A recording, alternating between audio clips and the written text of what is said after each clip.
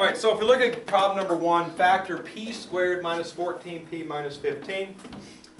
So here's how to factor a quadratic trinomial. We want factors of some number whose sum is some number. All right. So we start off by making this little chart here. And the two numbers that matter to me when I'm doing this factoring chart, and again, it requires us to have 1p squared.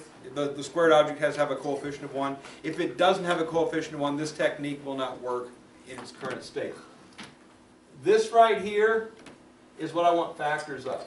So I want factors of negative 15. The sign matters. You must include the sign. So it says minus 15, so the 15 is negative. We want the sum of the factors to equal this number. Sign also is important.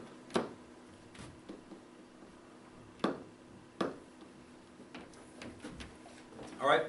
Now, you'll find a lot of times this is very easy to do. Sometimes it's much more challenging to do. So here's what I'm going to do here is I'm going to compile a list. I want to compile the entire list. All right.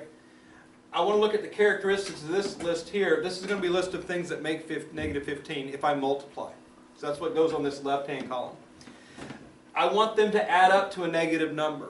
Okay, so let's think about multiplication. If I want a negative product for two numbers, what's true about the signs of the two objects? Opposite. Opposite signs. Very good. If I want to add those two opposite sign numbers, I'll actually subtract them, right? Because they're opposite sign. And the bigger number determines the sign of the answer, right? So if we think about this, I want opposite sign numbers. I want the sum to be negative, which tells me the bigger number has to be negative. So if I just compile a list starting at 1 times what? 5. 1 times 5 makes negative 15. 1 times what? Negative 15. Negative 15. All right, we want to make negative 15 products. So we're taking two numbers. We're not trying to do a complete factorization into a whole bunch of prime numbers. Something times something makes the thing. All right. Does 2 go into negative 15? No. No. Does 3? Negative 5. 3 and negative 5. Does 4? No. No. Does 5? Yes, but we already got 5 written down. So there's the entire list. That's how you compile the entire list. Try 1, then try 2, then try 3, then try 4, and so on, until you get back to a number you've already gotten on your list. And then you got the whole list. If I add these up, what's 3 plus negative 5? 2. I mean negative 2. Negative 2, right? And what's 1 plus negative 15? Negative 14. Negative 14. So we're looking for two numbers that multiply to make negative 15. So this entire list here is going to make this true. And that's what I want to do here. So obviously both of these things work to make that work, but only this pair also gets me the correct sum. So there's the correct pair of numbers. What happens if you would have put negative 3 make positive 5? So if I'd gone with negative 3 and positive 5, that would have made a positive 2, and that would have gotten me down to eventually positive 1 and negative 1 and positive 15, which would go to positive 14. Those are the wrong signs. They're supposed to be negative. So if you start off your list with the correct size number being the negative number, then you're going to get only the ones you have to concern yourself with.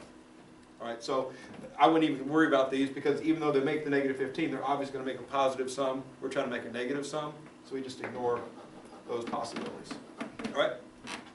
So, positive 1 and negative 15 are the correct numbers that do both things. They multiply to make this, and they add to make that. The factored form is simply going to be binomial times binomial. What goes in the front of each of those binomials is whatever this letter is. All right? The middle object. All right? So P goes here, P goes here. And what goes next to it will be those two numbers. Plus or minus is required. So plus 1 minus 15. And there's my factored form.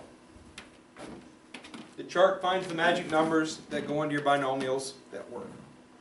If I tried it out, so again, it says factor, that's what my answer is.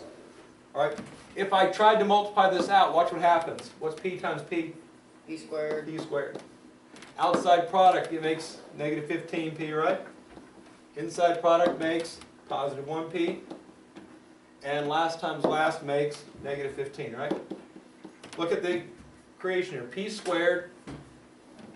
Add those together, get negative 14P minus 15. So again, that's how you factor. This chart helps to compile those for you. This is going to be a chart that you'll have to use when necessary, so I'm going to recommend right now, use the chart every single problem, get used to it. This is a good fallback. If you can't figure out how to factor just by looking at it, the chart will help you find the correct pair of numbers. But there will be problems that you look at, I can just see the factor form right away. When that happens, by all means do it. Okay, this is a technique that the more you do it, the easier it is. Okay, I've done it for 23 years teaching, another 6 years of college, another 4 years of high school. I'm pretty good at it. I can look at them and just know the factor form out of the top of my head. I can factor these about as easily as you guys can factor 12. 2 times 2 times 3. Yeah. That's about how easy these are to me. All right. So just keep that in mind, that the more you do them, the easier they'll become. If you start doing them in your head, I'll believe it. They're believable, but just make sure that you have this chart method back up in case you can't figure it out.